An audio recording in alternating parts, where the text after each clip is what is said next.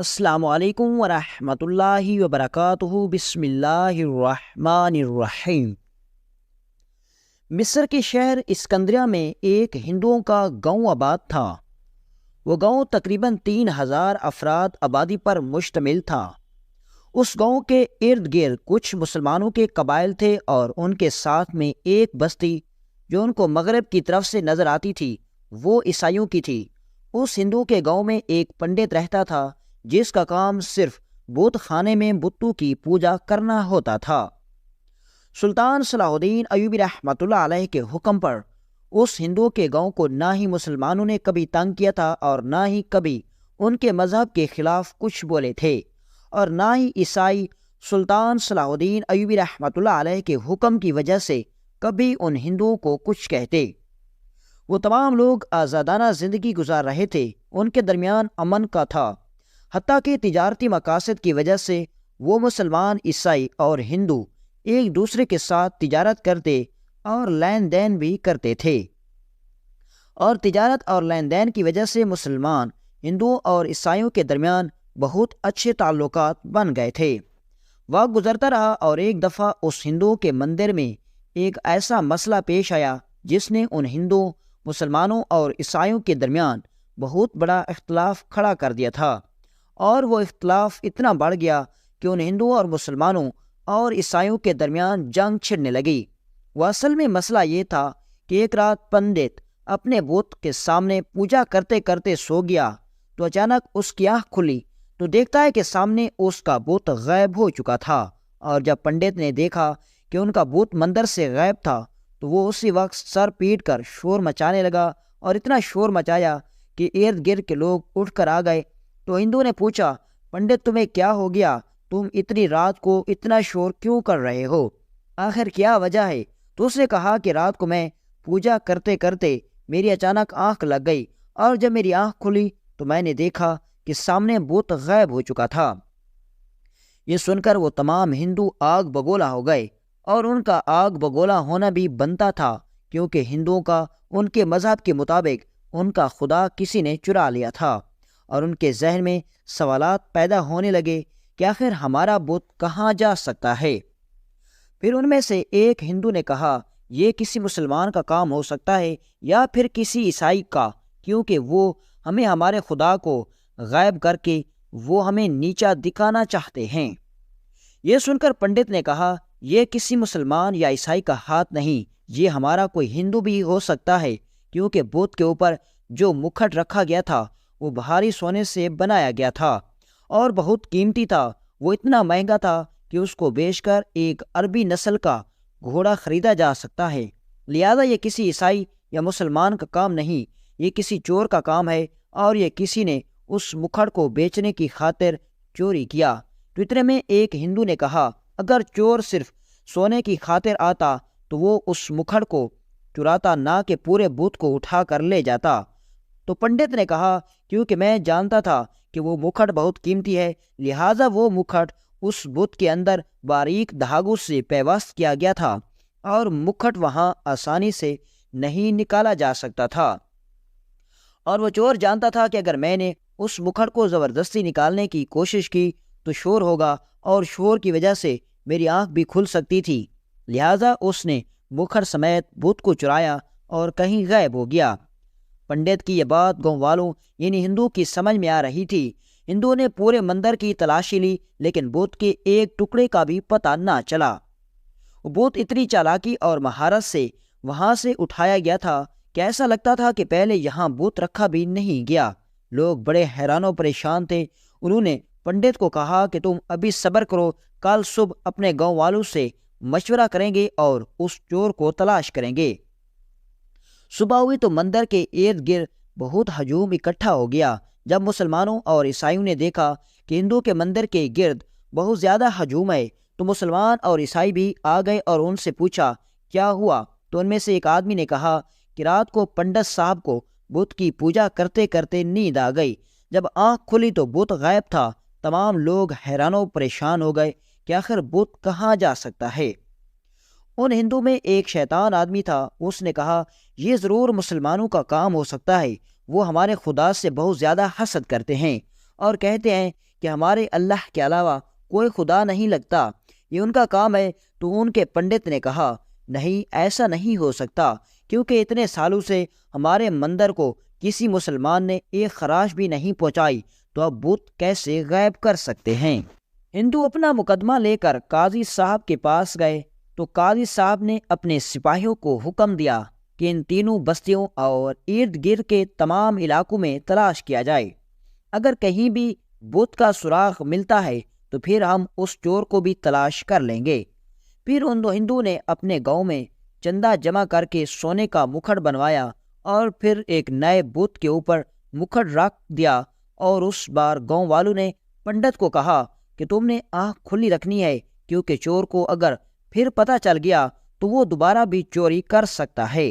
اور اس بار مندر کے باہر گاؤں والوں نے قاضی صاحب کے 3 سپاہی بھی کھڑے کر دیے، اور جو باری باری مندر کے ارد گرد چکر لگاتے۔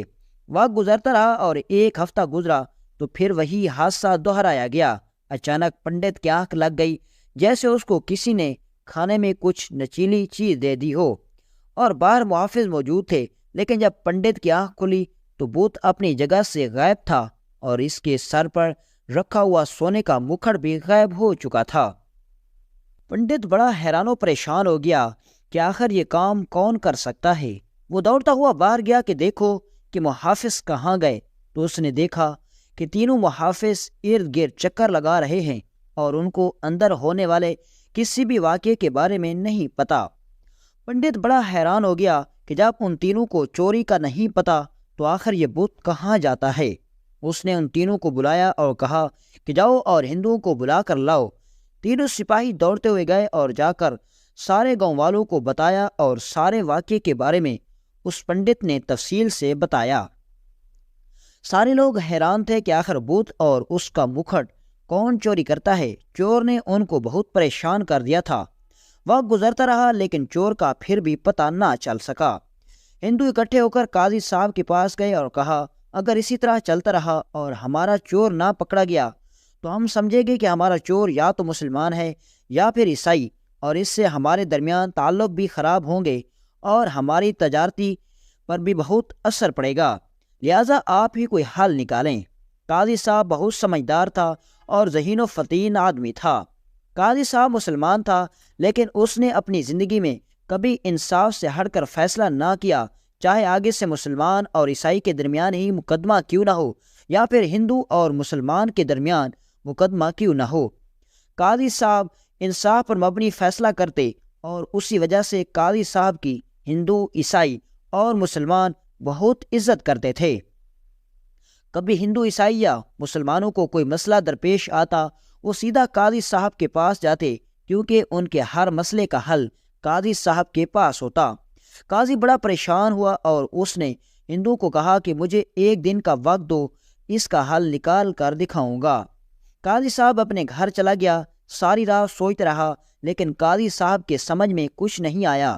پھر قاضی صاحب کے دماغ میں خیال آیا کہ اگر میں یہ مسئلہ لے کر اپنے سلطان صلاح الدین ایوبی رحمۃ اللہ علیہ کے پاس پہنچ جاؤں تو سلطان معظم ہمارے اس مسئلے کا حل ضرور نکال سکتے ہیں۔ قاضی صاحب اگلی صبح گاؤں والوں کو اطلاع کر کے اپنے گھوڑے پر سوار ہوئے اور سلطان صلاح الدین ایوبی رحمۃ اللہ علیہ کی طرف سفر شروع کر دیا۔ 3 دن کے مسلسل سفر کے بعد قاضی صاحب سلطان صلاح الدین ایوبی رحمۃ اللہ علیہ کے دربار میں جا پہنچے۔ سلطان صلاح الدین ایوبی رحمۃ اللہ علیہ اپنے دربار میں موجود تھے۔ قاضی صاحب کا جب وقت آیا تو قاضی صاحب نے شروع سے لے کر مکمل داستان سلطان صلاح الدین ایوبی رحمۃ اللہ علیہ کو سنائی اور بتایا، حضور اگر اس مسئلے کو حل نہ کیا گیا تو ہندو، مسلمان اور عیسائیوں کے درمیان بہت بڑی جنگ کھڑی ہو جائے گی، کیونکہ اب سوال ان ہندو کے مذہب پر آ گیا ہے۔ وقت گزرنے لگا، قاضی صاحب سلطان صلاح الدین ایوبی رحمۃ اللہ علیہ کی ساری بات سن رہے تھے۔ سلطان صلاح الدین ایوبی رحمۃ اللہ علیہ نے قاضی صاحب کو حکم دیا کہ میں تمہارے ساتھ 3 بہادر سپاہی بھیجتا ہوں، تم ان تینوں سپاہیوں کو اپنے ساتھ لے جاؤ اور جا کر ہندوؤں کو کہو کہ وہ نئے بت کے اوپر سونے کا مکھڑ بنوا کر رکھیں۔ جب چور کو پتہ چلے گا کہ ہندو نے ایک اور بت کے اوپر مکھڑ بنوا کر رکھا تو وہ ضرور آئے گا، اور جب وہ چوری کرنے آئے گا تو میری یہ تینوں سپاہی اس کو پکڑ لیں گے۔ لیکن سلطان بھی نہیں جانتا تھا کہ چور سلطان کے بہادر سپاہیوں سے بھی زیادہ تیز ہے۔ قاضی صاحب سلطان کے سپاہیوں کو لے کر مندر کی طرف روانہ ہو گیا۔ قاضی صاحب نے ہندوؤں کو حکم دیا کہ اگر اپنا بت اور مکھڑ رکھو، اب چوری ہوئی تو اس کا ذمہ دار سلطان ہوگا، کیونکہ سلطان نے ان سے وعدہ کیا تھا کہ اگر تمہارا بت کا مکھڑ چوری ہوا تو اس کا ازالہ سلطان خود بھگتے گا۔ ہندو نے ایسا ہی کیا۔ اب 3 سپاہی قاضی صاحب کے مندر کے باہر پہرے داری کرنے لگے اور سلطان صلاح الدین ایوبی رحمۃ اللہ علیہ 3 سپاہی مندر کے اندر پہرے داری کر رہے تھے، اور پنڈت صاحب اپنے مذہب کے مطابق بت کی پوجا کر رہے تھے۔ پوجا کرتے کرتے جیسے ہی آدھی رات کا وقت ہوا تو پنڈت پھر سے بے ہوش ہو گیا۔ جب سپاہیوں نے دیکھا کہ پنڈت بے ہوش ہو گیا تو ان کو شک پڑ گیا کہ اس کی خوراک میں پھر کسی نے نشیلی چیز ڈال دی ہے۔ وہ فوراً پنڈت کی طرف دوڑے کہ اس کو ہوش میں لایا جائے، تو اتنے میں اس مندر کے اندر بالکل اندھیرا چھا گیا، اور اندھیرا اتنا زیادہ ہوا کہ ہاتھ پر ہاتھ نظر نہیں آتا تھا۔ سلطان کے سپاہیوں نے آگ جلا کر دیا جلایا تو اگلا منظر دیکھ کر سلطان کے سپاہیوں کے پیروں تلے زمین نکل گئی، کیونکہ چند لمحوں میں اس مندر کے اندر بغیر کسی کو بھنک لگے بت غائب ہو چکا تھا۔ یہ دیکھ کر سلطان کے سپاہی بڑے حیران و پریشان ہو گئے اور دوڑتے ہوئے ہندو کے پاس پہنچے اور ان کو جا کر سارا ماجرا سنایا۔ جب اس بات کی خبر قاضی صاحب کو لگی تو قاضی صاحب پھر اپنے گھوڑے پر سوار ہوئے اور سلطان صلاح الدین ایوبی رحمۃ اللہ علیہ کی عدالت میں حاضر ہوئے، اور پھر سے سلطان کو اس مکمل واقعے کے بارے میں سنایا۔ جب سلطان صلاح الدین ایوبی رحمۃ اللہ علیہ نے ساری صورتحال کے بارے میں سنا تو سلطان نے کہا کہ چور اس بت کے اندر ہی چھپا ہے، اور اس چور کو میں خود باہر نکالوں گا۔ سلطان صلاح الدین ایوبی رحمۃ اللہ علیہ قاضی صاحب کے ساتھ خود گھوڑے پر سوار ہوئے اور اس بستی میں پہنچ گئے۔ بستی والوں نے سلطان صلاح الدین ایوبی رحمۃ اللہ علیہ کو اپنی مکمل پریشانی کے بارے میں بتایا۔ سلطان صلاح الدین ایوبی رحمۃ اللہ علیہ نے قاضی صاحب کے سپاہیوں اور اپنے سپاہیوں کو حکم دیا کہ تم چلے جاؤ، آج کی رات میں اکیلا اس مندر میں گزاروں گا، اور آج دیکھتے ہیں کہ کس طرح چور آتا ہے اور چوری کر کے لے جاتا ہے۔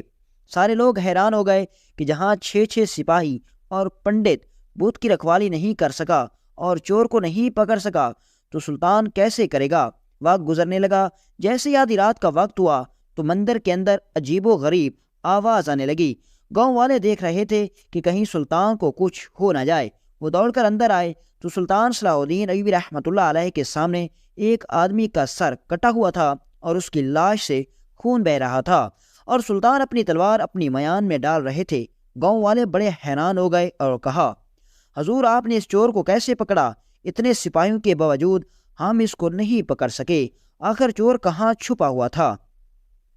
تو سلطان صلاح الدین ایوبی رحمۃ اللہ علیہ نے کہا کہ جب میں نے تمہیں کہا کہ تم سب چلے جاؤ تو اس وقت میں نے اس بت کے اندر اپنے جسم جتنا خول بنوایا، اور اس رات میں بت کے اندر بیٹھ گیا اور دیکھنے لگا کہ آخر چور اس کے ساتھ کیا کرتا ہے۔ جیسے ہی آدھی رات کا وقت ہوا تو ان چوروں نے دیکھا کہ آج تو مندر میں پنڈت صاحب بھی نہیں ہیں، تو وہ 2 آدمی ایک خفیہ دروازے سے اندر داخل ہوئے اور انہوں نے بت کو اور اس مکھڑ کو اٹھایا اور اس خفیہ دروازے کے ذریعے ایک سرنگ کے اندر لے گئے، اور جا کر انہوں نے جیسے ہی اس بت کو توڑا تو اندر میں موجود تھا۔ انہوں نے مجھ پر حملہ کر دیا کیونکہ ان کو پتہ چل گیا تھا کہ اب ان کا راز کھل گیا ہے۔ میں نے اسی وقت تلوار نکالی اور ان میں سے ایک آدمی کو وہیں پر قتل کر دیا اور ایک کو زخمی کر دیا۔ پھر میں نے ان سے پوچھا کہ یہ سب تم کیسے کرتے تھے؟ آخر تم اتنی پھرتیلی سے یہ سب کیسے کرتے تھے؟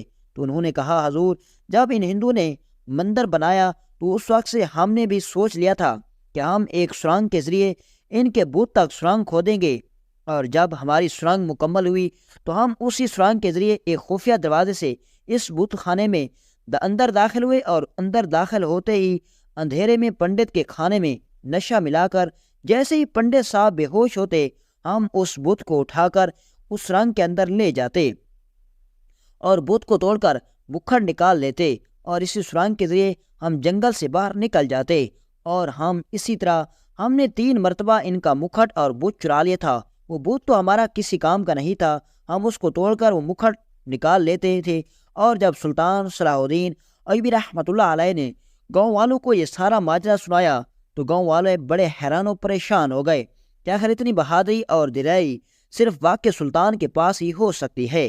اور بہت سی روایات میں یہ بھی ملتا ہے کہ اس واقعے کے بعد ان ہندوؤں اور عیسائیوں کی سلطان صلاح الدین ایوبی رحمۃ اللہ علیہ اور مسلمانوں کے لیے اور بھی عزت بڑھ گئی، اور ہندو کا آدھے سے زیادہ گاؤں بھی سلطان صلاح الدین ایوبی رحمۃ اللہ علیہ کی بہادر اور باتوں سے متاثر ہو کر مسلمان ہو گیا تھا۔